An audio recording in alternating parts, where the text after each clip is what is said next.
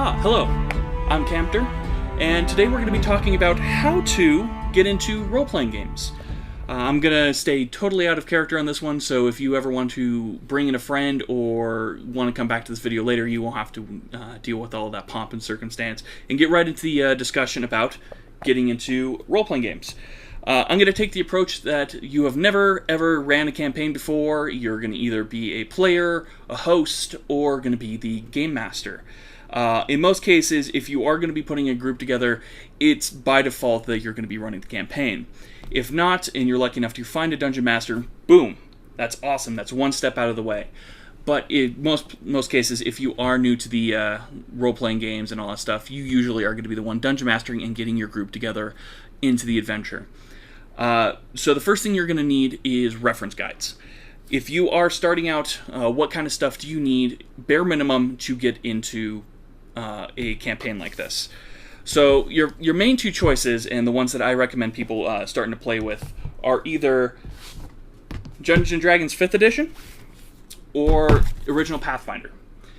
These two are the best way for you to get into role-playing games. There's other selections you can do. There's Shadowrun, there's so many different versions of games and stuff, but the ones that I'm familiar with and the ones I'm going to use as a basis are Pathfinder and 5th edition, because those are the ones that I personally play. So you're going to need a core rulebook, either the player's handbook for 5th edition or the core rulebook for Pathfinder, and they run about Dungeons & Dragons about $50, but you can get it cheaper online. And then you also have the original hardcovers, or you can get the soft covers, which run about $30 each. This is required. You don't need anything else to run a campaign except for a core rulebook. Everything else can either be found online or using stuff inside of this book. Now, if you do get one of these books, bear in mind there are some features that aren't going to be inside of them, like bestiaries or enemy stats and stuff like that. Those are going to be needed, but again, you won't need these books right away. If you are going to be dungeon mastering, I highly recommend picking up the Dungeon Master Guides. These come with a lot of really cool information that the core rulebook kind of skims over, and it's more or less tips and tricks on kind of being a dungeon master, creating adventures, how to role play, and kind of stuff that I'm going to go over in more detail and a lot better. The Dungeon Master Guide for 5th edition is really good. Let's see here. Do I have it? Yes, I do. The Pathfinder one, I think, goes over around the same stuff. But the really cool thing about the Pathfinder Guide is it has like additional stuff like taverns, adventures. You have like naming guides where you hear, which is really cool. Where if you're adventurers or in like they become really well known, you can actually have the townsfolk roll a random chart to see what their adventuring names are. My favorite charts of all come in this book, and it is a random item generator. So if on the fly you ever need to roll like items, if they do really well, you can roll random items, random magic items. It can be very unbalanced, but it's also a good way to kind of reward on the fly without planning out kind of items and adventures. And if you're a newer player and you kind of don't understand the balance and stuff like that, it talks about how to give loot and other things in this one. I think there are some other cool things in this one too. I want to double check here.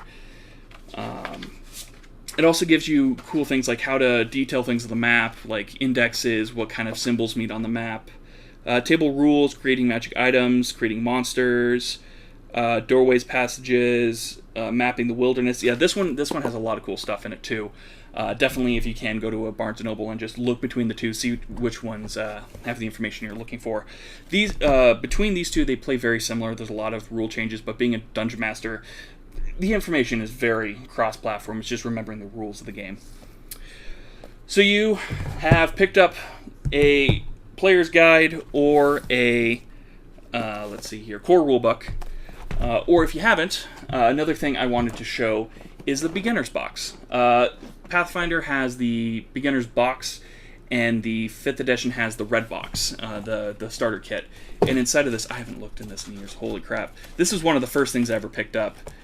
Comes with a hero's handbook for players. It's kind of a condensed kind of player guide on how to play. has some weapon stats. It kind of gives you a watered down version of the Dungeon Master's Guide. And then you have a Game Master's Guide with rules, and again, it's a lot of very visual kind of like stats on how to read monster guides and stuff. It also comes with something very helpful. It is a... Oh my god, I haven't played this in years. What were we playing?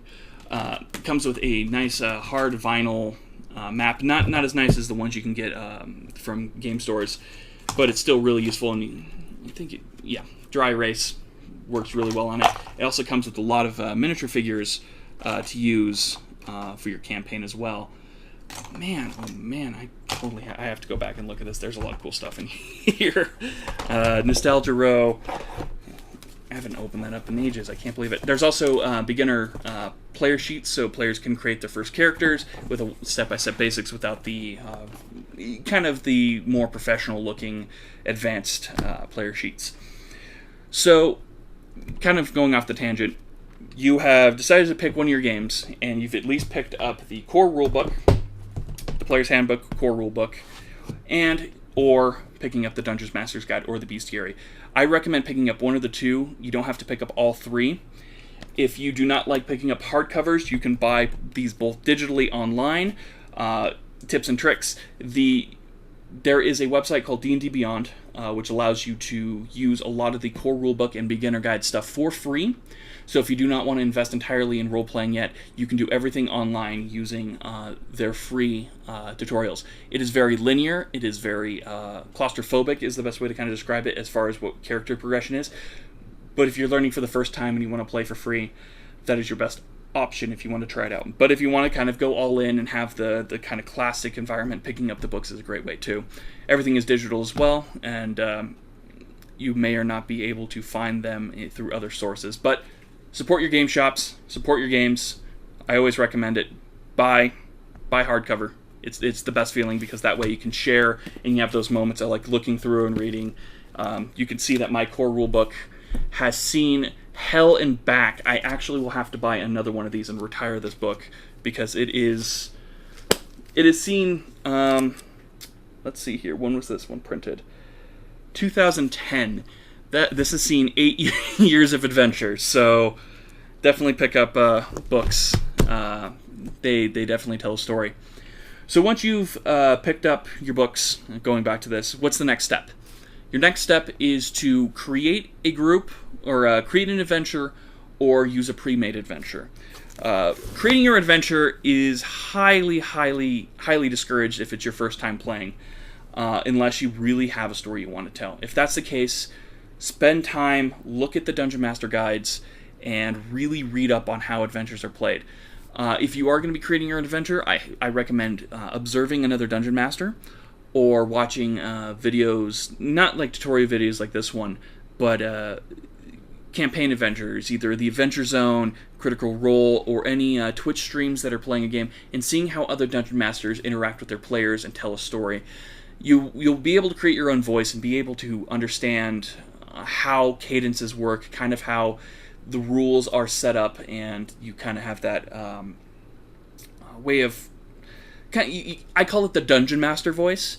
It's kind of like a radio voice for people. You have your normal conversation voice, and then you have your Dungeon Master voice, and the way you kind of announce things to the players, as well as your more casual voice of like, yes, this rule goes here, this is how this player works out. But in most cases, I say do not start with your own campaign.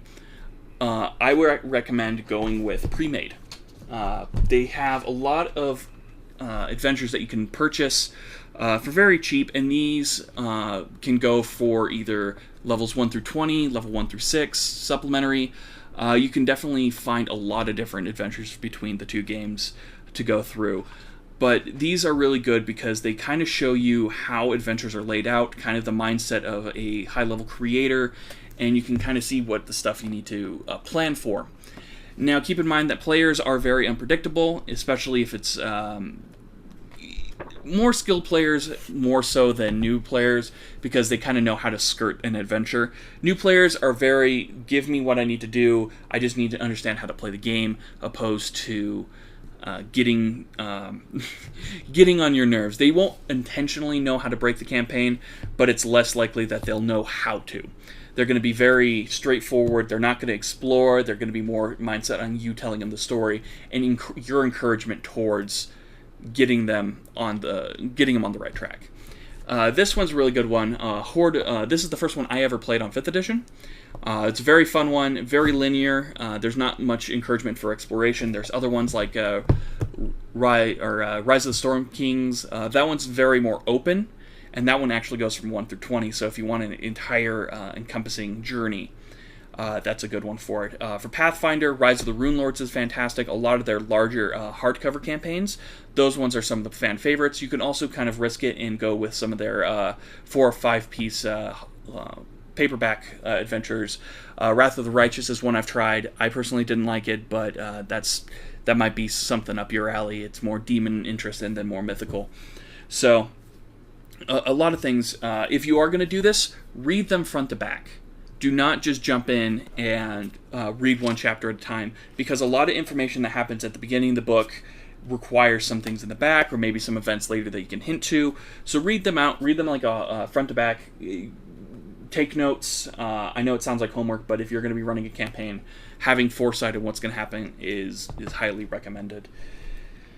Let's see. Other things you might need. It's not required, but having a game board is always fun. You can do combat and other things without the use of a board, but to help players visualize what's going on, having a grid-based board is really nice. Again, I use these vinyl mats. You can pick them up for $30. They're always good. You also need, of course, the staple, dice. If you are hosting, I highly recommend having dice for everybody in case people forget. Life gets in the way. You can pick up a good amount of dice on Amazon, or you can go to a game store and pick up a couple pretty cheap. The quality of dice, some people are very picky about it. Some people are very, you have to go with the Chessex dice. You can't go with any cheap dice. It doesn't matter. Later on, you'll kind of notice that some dice roll better than others. Some dice are flawed. But you can always just pick up dice in bulk, or get a pound of dice from a local game store or something like that. That way, there's a lot of dice to go around and people can pick their favorites. I don't recommend any sort of thing before the other. So that's kind of all you need to play. You have either a game board, you got miniatures. You have you can buy like little the stands and put little cardboard stuff. There's a lot of ways you can do it. It depends on how complicated you want to invest into it. If you're thinking of you really want to invest in it, go with a player's box, because you get the miniatures along with it, and that way you can swap them out. And you can use pen and paper, use post-it cards or sticky notes or something, and then just kind of tear off and put them on the map. Any way you can kind of create a field for players is highly recommended, but it's not necessary. Other things that you can do to really spice things up, music. Ambience music, stuff like that. There's a lot of cool Spotify playlists. There's a lot of soundtracks that go with certain campaigns. Sometimes you can read about them in there, or you can just find it through research.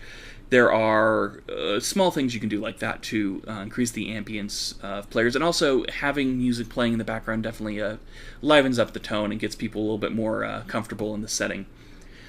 Depending on where you're playing, if you're playing in a game store, I don't recommend doing music, because it is you're using someone else's space. But if you're at home hosting, music is fine. If you are hosting, also snacks.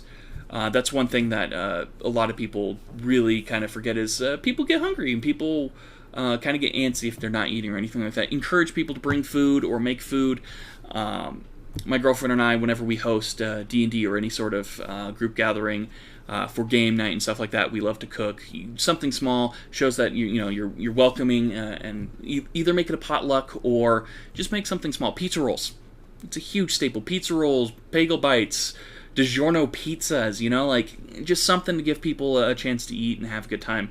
Fruit platters are another good one. A lot of people laugh at that, but I really like having fruit platters because it's something easy to bite on, and it's quiet. It's not like chips or something where it's always kind of got the back rustling and stuff like that, but that's a very good way to kind of get people interested. Also, talk to your group, help them out. I'm trying to think here. I'm skipping a whole entire step. Talk to your group and get together and actually make your characters in one place, is what I'm trying to say. A lot of people on their first time, they really don't understand creating a character. Creating characters is insane. Let me show here.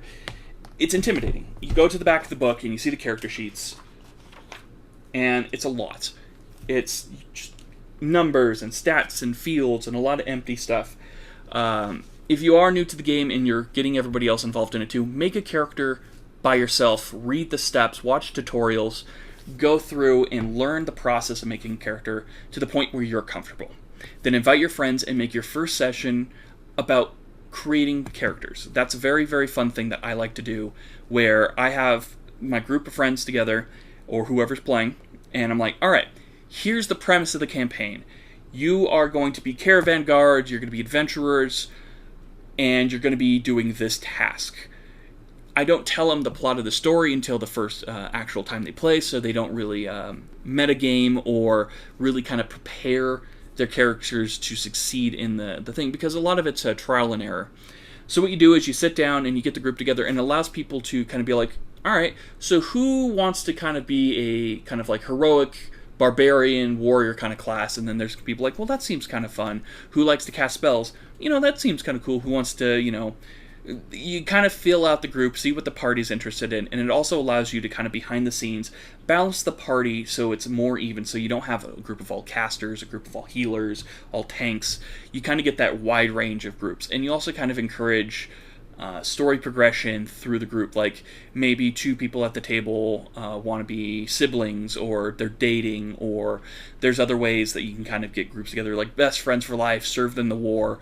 You can also get kind of group rivalries. You have two characters. Like one of my favorites was, I made a character that was very arrogant and was intended to be hated by the rest of the party, so the rest of the party kind of had a kind of a butt of the joke and stuff like that, and it kind of gave more interest. The characters going, oh look, it's that guy again, oh whatever. He's like, but I have a valid point. It's like, whatever. So getting that group dynamic around early allows them to be more comfortable with role playing, and it encourages a little bit of conversation about what would work with the group. So we've covered getting started, what kind of material you'll need, kind of hosting procedures, what you'll be doing if you're a DM, what kind of materials you'll need to start the game, as well as creating the character. What's next? Finding a time. This is probably the hardest thing any character or group will do, is finding a time to play. Start out small, get a one-time session going, engaging on who's still interested, who's not, because there are times where people don't click with the game, or their life gets in the way and stuff. So you want to make sure that you're being very flexible. So find out what time works for everybody. If you can, set a weekly or bi-weekly schedule so everybody knows what's coming up. Give them a couple weeks ahead. Google calendars are fine, Slack groups, Discord, that kind of stuff is very nice. And just keep in contact. And if people can't play, see if there's a way to work them into playing every other time, or have them sit out, or reschedule and stuff like that. There's many ways to work with them. That one I can't give too many tips to. It's definitely on per person basis, but try to work with the group. Never discourage not showing up, but there's that kind of gray area. It's like, well, they're not showing up too much, or they're showing up or they're showing up late. Just work with your players. That one I can't give too much about. That's definitely an on-person basis. Other things, let me see here if there's anything that'll jog my memory. Let's see. Looking back here to see if there's other things, other tips. Some tips I can give are DM related, because I am a very Dungeon Master oriented player. I have been mainly a Dungeon Master. I have barely played a game as a player.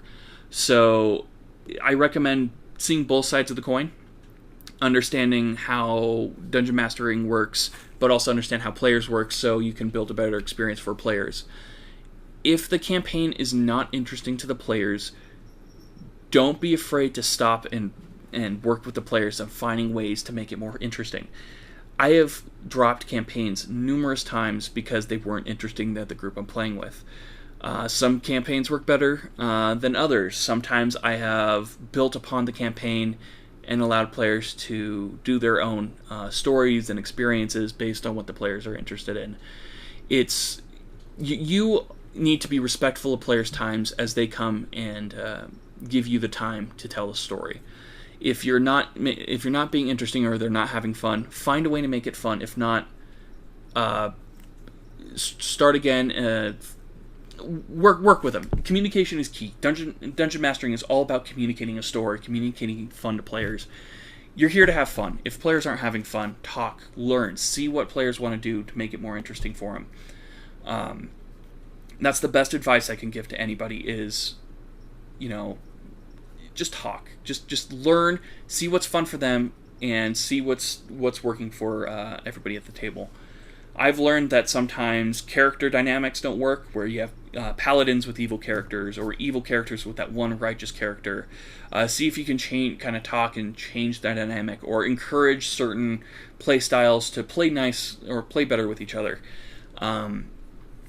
Sometimes people at the table just don't get along when it comes to playing, and that's one of the toughest things. Never encourage kicking someone out of the group, but just talk to them. And you'll have to play principle sometimes, but it's definitely encouraged that you talk to people and learn what's fun. And that's pretty much the best advice I can give.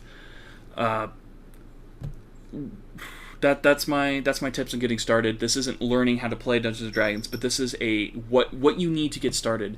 I might have tutorials on more in depth on dungeon mastering tips, or kind of how to play certain 5th edition or creating character sheets, if people want to see that kind of stuff. So please give us feedback. If you want to see that kind of stuff, leave it in the comments down below.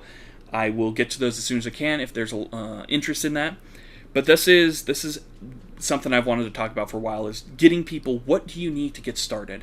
Not learning the rules, but what does it take to start a group? Because a lot of people come to me and talk to me about that, and now I have a video for it, so I can have people come back to it and reference it.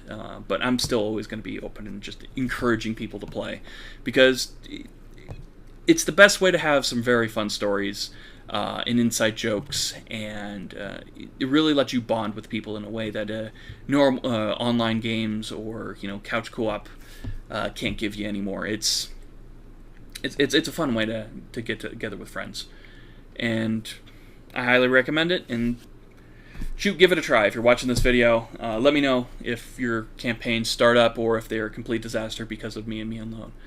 But thank you very much. If you enjoyed this video, like, share it, and come back soon. We have D&D campaigns. We have a Pathfinder playtest group going right now on the channel as well as Twitch, and we also have a gameplay channel for other stuff. Links down below if you're interested. Thank you very much for watching. I will see you guys, hopefully, at another video. Fare thee well.